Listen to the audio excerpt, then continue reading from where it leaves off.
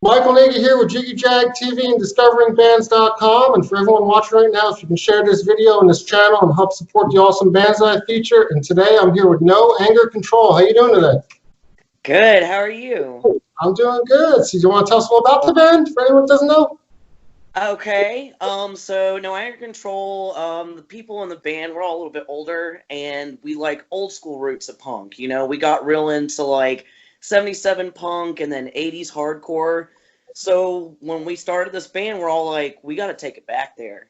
And we've played with bands like Agent Orange, DRI, and like different bands that just kind of are that style, what we grew up on.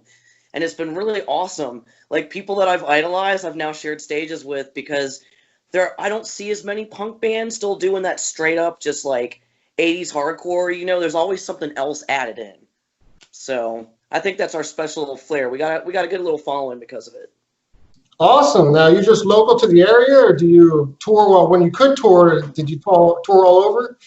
Yeah, so like I said, because we all are older. In fact, my guitarist has 2 kids, but it doesn't matter. We still go out every weekend. We'll go all over North Carolina. We've gone to Virginia. We've gone up to DC and like Richmond area, and we're still expanding. You know, we're working that we want to do mostly East Coast right now. Like we are trying to get up to Jersey with this band Hub City Stompers, and they're like old school ska, got a mix of hardcore, and we played with them at the Milestone here in Charlotte, which is definitely a world famous spot, and they loved us. So we're working on getting that set up, you know, but of course COVID got in the way.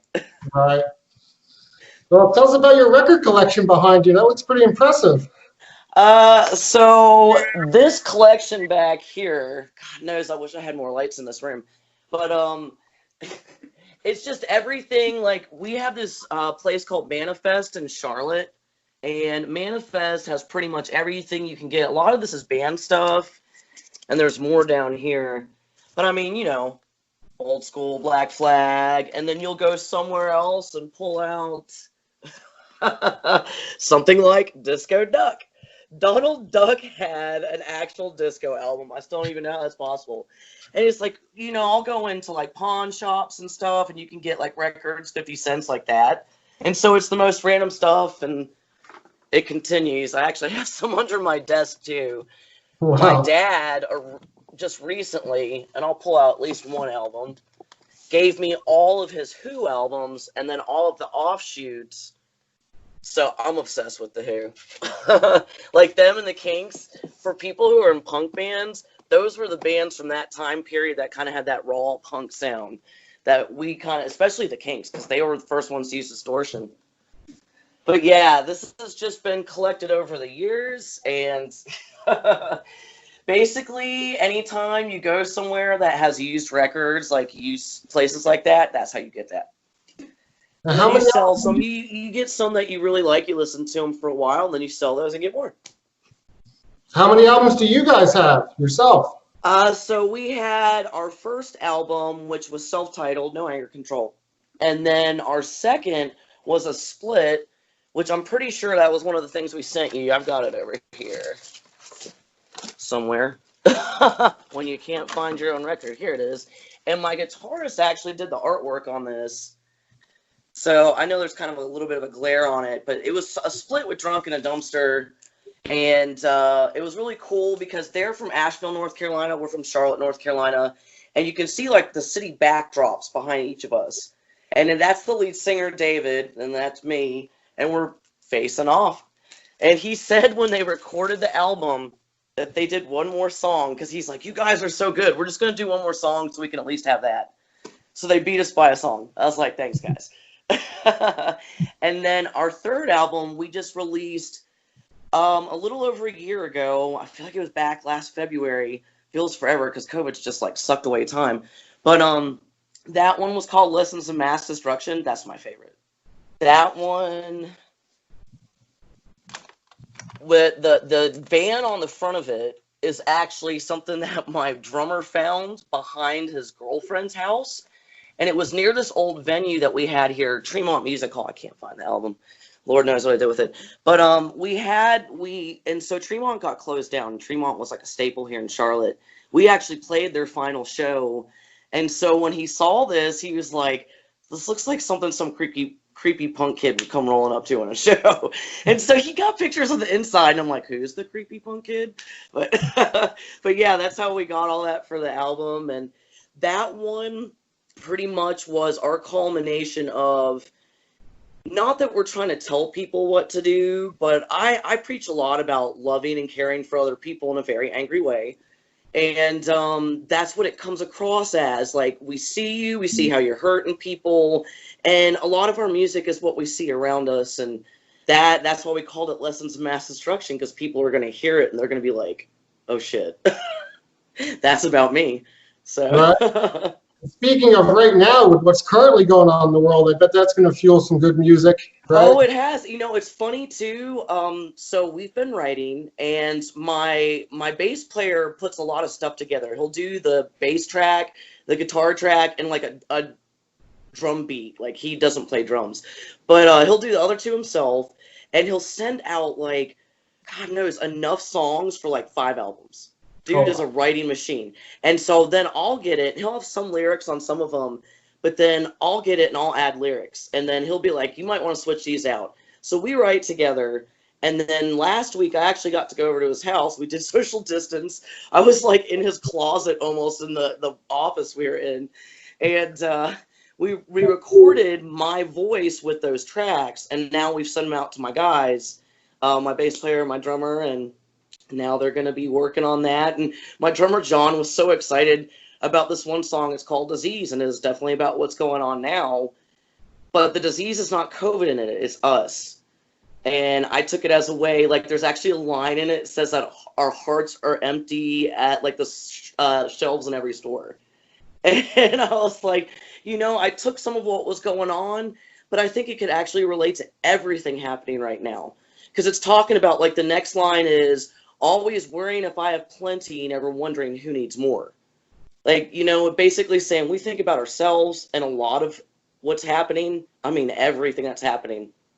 That's what it's about. And so we're writing songs because, you know, you're trapped at home, and then there's riots and there's cops killing people. And you're like, seriously, if punk bands do not put out at least 1,000 albums after all of this, because that's what we do. That's our voice. You know, everyone talks about how, oh, I'm going to sign petitions, I'm going to go protest, which we'll do that too. But I think the biggest thing that we do is we get up on stage and actually express that in our songs every time we play.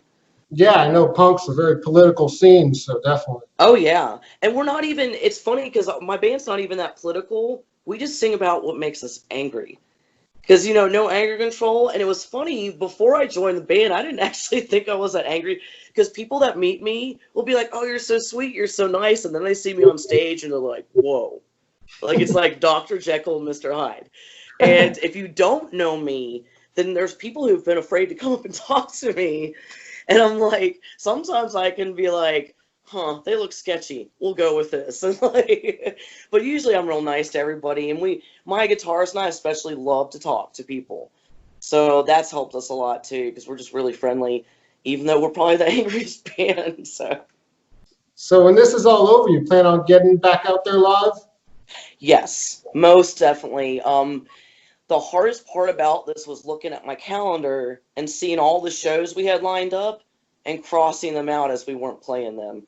Like, that sucked. It really sucked. And I think my whole band is starting to get that feeling of the energy you have at a live show and how you feel. Like, practice is great, making albums is great, but those live shows, that is really, it's like, I'm actually starting to feel kind of sad. Like, one of my friends was talking about they were going to do a live stream from the Milestone here in Charlotte. And we were thinking about doing it, but, you know, people are still kind of sketched out about being around other people and different things like that. And so I kind of sat there that night and was like, man, I really seriously miss playing.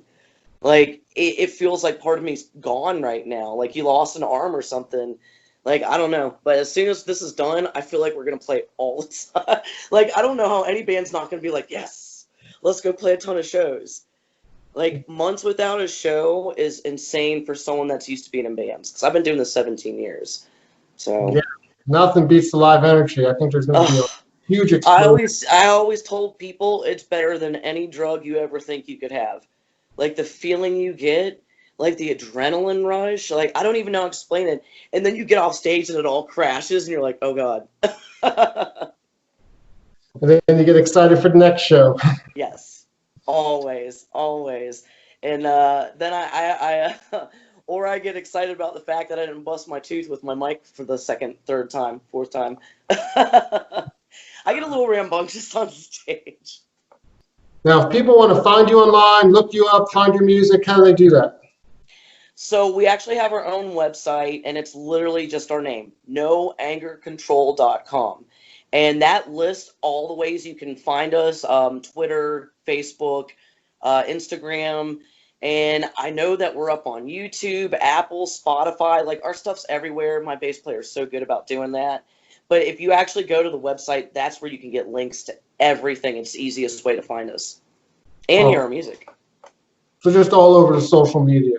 Oh yeah, that is definitely my bass player is probably one of the hardest working bandmates I've ever had. He takes care of our merch. He takes care of our website, and then each one of us, they make me handle the Twitter. Dude, I don't like Twitter. I still haven't it was so funny because I did a podcast the other week, and the guy I was interviewing with was like, I don't get Twitter. I don't know how to work it. I was like, man, we must be old. I was like, I don't know. I just don't like it. My drummer runs Instagram, and I just want to be like, John, let's switch. Instagram's fun. I don't like the new Twitter layout, but yeah, you got to get used to it. Yeah, it's something you got to get used to. I can't get used to it. I hate technology. I'm the one that does all our Facebook too, but you know, after a while, it's like, oh, I got to log into this and this. I know you understand that because you're putting stuff out everywhere too. Like, people don't think about it, but it's like, man, everyone else is using it for fun, and for me, it's like I'm doing work. I'm booking shows, and I'm putting our stuff out there. And after a while, it's like I can't look at a screen anymore. Yeah. So what are some singles for people to look up? Some of your singles. Let's see. One of my favorite songs is We Call It Bag of D's, but it's called Take It Back on the album. And we actually did it on our first album, but then redid it on the most recent Lessons of Mass Destruction because we play it so much harder now. And, within the years, we've been together 7 years, so we built up this new sound. And then the other one, we play this at the end of every show. People are obsessed. It's literally our name, No Anger Control. That is the song. I don't know. We could have a show where it's like, all right, this crowd, I'm not sure how we feel about them. They don't seem to like us. I'm not sure if they do. And then we play that, and people just lose it. I don't know what it is about that song, but that's probably the best one. Those are always our favorites. We put those on a lot of comps. But my favorite that I would suggest people to check out that we play out a lot now on our newest album is Hard to Tell. It's like a real quick in your face, kind of like gut punch. I don't know. But it's another one of those where it's like I'm telling people, it's hard to tell whether you care or not. That's what the whole song's about. So I probably sound like I'm preaching sometimes, but people seem to like it. So yeah, well, it was cool having you and talking with you, and everyone look them up. Yes, dude, exactly. I mean, that's the thing. People said they leave our shows and they actually feel good because they've gotten their anger out, and then by the end of the night, we're all loving on each other, giving each other hugs. You would never think that we were a bunch of punk kids. We're ridiculously loving, but I don't know, man. I think that's why people like us so much, because we can help them to feel all the emotions. They get real angry while we're playing, and now once they let that out, then they just want to hug and love on all their friends, and it's great. I love No Anger Control shows.